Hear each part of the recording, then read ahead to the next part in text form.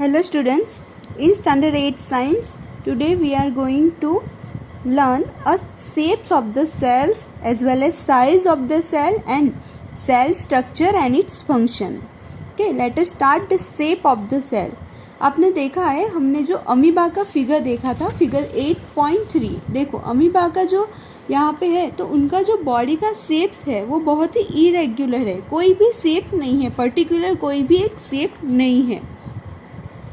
Okay तो उनका body का जो शेप होता है वो क्या होता है, चेंज होता रहता है. It keeps on changing it's shapes. Okay तो जब मतलब कि वो कोई भी मतलब फूड ऑब्टेन करती है, कोई भी खाना जब लेती है तो वो किस तरह से लेती है, तो वो अपने फॉल्स फीट बनाती है. ओके वो क्या करेगी, जो मतलब ये प्रोसेस जो है उसको बोलते हैं स्यूडोपोडिया. ओके ये प्रोसेस को, क्योंकि ये अपना बॉडी का शेप ही इस तरह से चेंज कर देगी और इस तरह से जो है वो फॉल्स फीट बना लेगी और वो फूड जो फॉर एग्जांपल यहाँ पे कोई भी फूड मटेरियल है तो इस तरह से वो शेप चेंज करेगी और इस तरह से अपनी बॉडी के अंदर एंटर करेगी, जिसको स्यूडोपोडिया बोला जाता है. स्यूडो मतलब कि फॉल्स एंड पोडिया मतलब कि फीट. अपने झूठे पैर बनाकर वो जो है वो हर एक मतलब कि प्रोसेस करती है और इसकी वजह से ही जो है वो movement and help in capturing food होता है. मतलब कि जो खाना कैप्चर करने के लिए यही स्यूडोपोडिया की हेल्प से ही ये होता है. जो शेप चेंज हो जाता है अमीबा का, तो उसकी वजह से ये सब जो प्रोसेस है, फंक्शन है, वो परफॉर्म कर सकती है. तो ये एक एग्जाम्पल, अमीबा का एक एग्जाम्पल ऐसा हुआ जो सिंगल सेल है, उसकी पूरी बॉडी के अंदर एक ही सेल है और हर एक फंक्शन वो परफॉर्म करती है.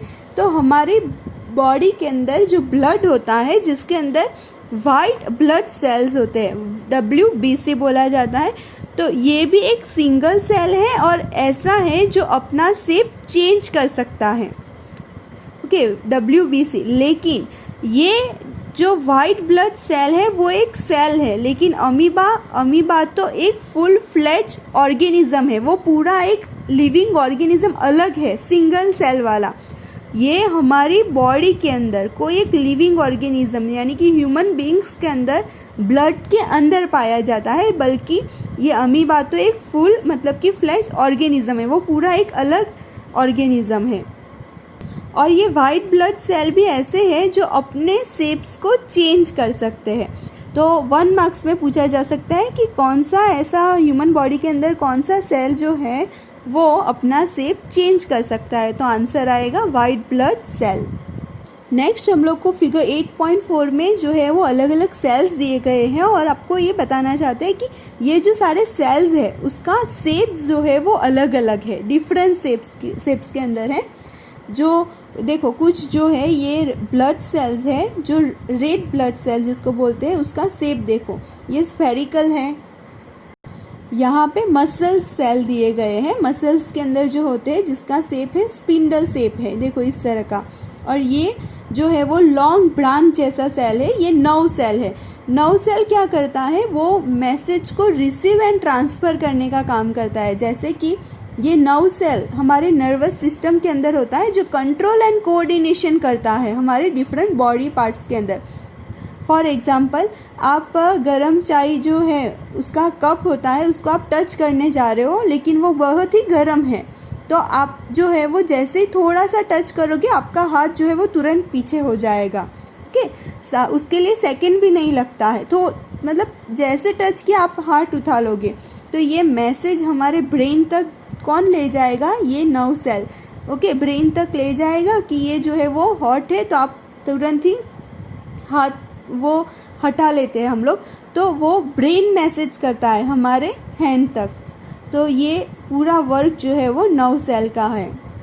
तो ये सारे सेल्स जो है वो अलग अलग फंक्शन परफॉर्म करते हैं, इसीलिए इन लोग का जो शेप्स होता है वो उसी हिसाब से होता है, अलग अलग शेप्स होता है उनके फंक्शन के हिसाब से. तो ये जो सारे सेल्स है इसका शेप्स कैसे बनता है ऐसा. Okay the components of the cell are enclose in a membrane. Okay वो एक आउटर लेयर होता है जिसको मेम्ब्रेन बोला जाता है और जो सेल्स को शेप्स देता है, वो प्लांट सेल हो कि फिर एनिमल सेल हो. ओके। उस हर एक के अंदर मतलब कि एक मेम्ब्रेन होता है जिससे सेल को एक शेप प्रोवाइड होता है इस तरह का, और ये जो मेम्ब्रेन है उसके ऊपर सेल वॉल होता है जो सेल को रिजिडिटी प्रोवाइड करता है, एंड ऑल्सो ये भी सेल को मतलब कि शेप प्रोवाइड करने में वर्क करता है। ओके, पहले मेम्ब्रेन होती है, फिर उसके ऊपर सेल वॉल होता है, हम नेक्स्ट फिगर में देखेंगे। और जो बैक्टीरियाज होते हैं, बैक्टीरिया के अंदर जो सेल्स होते हैं उसके अंदर भी इस तरह का सेल वॉल होता है। नेक्स्ट है size of the cell. Cell के साइज़ के बारे में बात किया गया है। तो हमारे अंदर यानी कि लिविंग ऑर्गेनिजम्स के अंदर जो साइज़ ऑफ द सेल होता है वो इतना छोटा है, या तो आप मीटर का भी मिलियन पार्ट ले लो, उतना छोटा होता है, या मतलब जो माइक्रोमीटर या माइक्रोन के बराबर होता है। और इतना बड़ा भी हो सकता है, लाइक अ फ्यू सेंटीमीटर में भी हो सकता है, माइक्रोमीटर में भी हो सकता है, या माइक्रोन में भी हो सकता है। इट मीन्स सेल का जो साइज़ है वो स्मॉल भी हो सकता है, लार्ज भी हो सकता है।